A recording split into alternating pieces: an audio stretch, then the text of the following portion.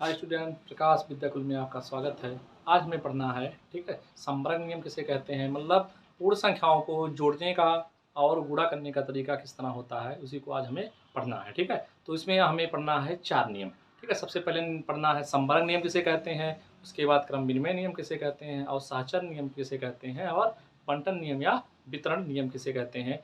तो आज हम पढ़ते हैं पहले पढ़ते हैं संबरक नियम किसे कहते हैं और क्रम विनिमय नियम। संबरक नियम क्या होता है, जैसे आपको कोई संख्या दे दिया जाए, पूर्ण संख्याएं, ठीक है, पूर्ण संख्याओं की बात करते हैं। जैसे पूर्ण संख्याएं क्या होती हैं, जब प्राकृतिक संख्या में हम जीरो को भी जोड़ लेते हैं उसे पूर्ण संख्या कहते हैं। तो पूर्ण संख्याओं को हम किस प्रकार जोड़ सकते हैं, घटा सकते हैं, ठीक है, उसको हम समझते हैं। संबरक नियम क्या कहता है, जैसे कोई दो संख्याएं होंगी, ठीक है, दो संख्याएं ले लें, जैसे 3 और 4 ले लेते हैं, ठीक है, जैसे 3 ले लें और 4, इन दोनों का जो योग है, ठीक है, इन दोनों का योग जो आएगा जोड़ने के बाद जो हमें उत्तर मिल जाता है, ठीक है, इसमें क्या होगा, आंसर मिल जाएगा। अर्थात 3 और 4 जोड़ेंगे तो 4 3 7 हो जाएगा, ठीक है, क्या हो जाएगा, 7 हो जाएगा। ऐसे 12 है और 15 है, दोनों को जोड़ेंगे 15 और 12 तो 5 2 7 हो जाएगा और 1 2 हो जाएगा, ठीक है, तो 27 हो जाएगा।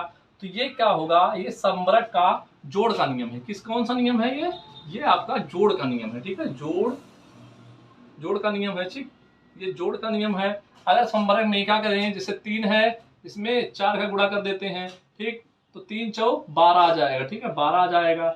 ऐसे 5 में क्या कर दें, 10 का गुणा कर दे, 10 पच्चे 50 आ जाएगा। तो ये कौन सा नियम कहलाएगा, ये गुणा का नियम कहलाएगा, गुणा का नियम। ये क्या है, गुणा का नियम है, और ये आपका जोड़ का नियम है, ठीक है, इस जोड़ का नियम है, ये आपका गुणा का नियम।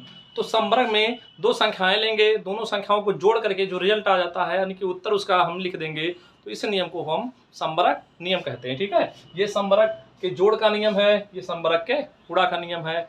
अब हमें पढ़ना है, ठीक है, ऐसे कोई भी संख्या दिया जाएगा, आपको उसको जोड़ करके अगर आंसर आ जा रहा है तो कौन सा नियम कहलाएंगे, संबरक नियम कहलाएंगे। इसी प्रकार हमें क्रम विनिमय नियम पढ़ना है, इसे कम्यूटेटिव लाभ कहते हैं। ठीक है, तो क्रम विनिमय नियम में, ठीक है, आपको दो संख्याएं दी जाएंगी, क्या दी जाएंगी, दो संख्याएं दी जाएंगी आपको, ठीक है, क्रम विनिमय नियम में दो संख्याएं दी जाएंगी, उसी दोनों संख्याओं को जोड़ करके बताना रहेगा और गुणा करने के बताना रहेगा। और हमें वो क्रम विनिमय यानी कि क्रम को क्या कर रहे हैं, आगे पीछे करने से, ठीक है, उसके मान में कोई परिवर्तन नहीं होता है। जैसे देखते हैं, जैसे a और b दो संख्याएं हैं, इसको हम जोड़ रहे हैं, ठीक है, दो जोड़ें, चाहे a में क्या करें, b को जोड़ें या b में a को जोड़ें, ठीक है, आगे पीछे करने से, ठीक है, मतलब a को पीछे कर दे, a को आगे कर देते हैं, आगे पीछे करने से संख्या के मान में कोई परिवर्तन नहीं होता है, ठीक है, तो संख्या में कोई परिवर्तन नहीं होता है, ठीक।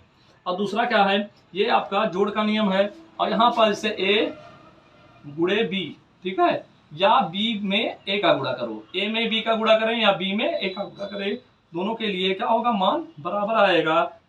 इसी नियम को हम क्या कहते हैं, क्रम विनिमय। क्रम को बदलने से संख्या के मान में कोई परिवर्तन नहीं होता है, उसे हम क्या कहते हैं, क्रम विनिमय नियम कहते हैं। अब क्रम विनिमय नियम में जैसे हमको थोड़ा सा, ये क्रम विनिमय क्या, जोड़ का नियम है, कौन सा नियम है, ये जोड़ का नियम है, ये क्रम विनिमय के गुणा का नियम है, ठीक है, क्या है, गुणा का नियम है।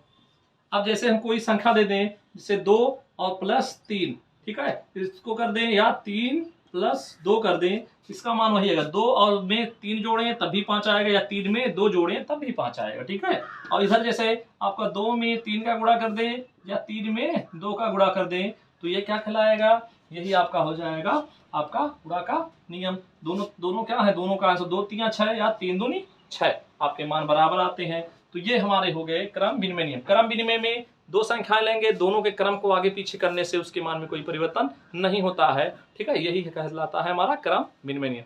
दो नियम हम आज पढ़ लिए हैं, ठीक। और नेक्स्ट क्लास में देखेंगे सहचर नियम क्या होता है।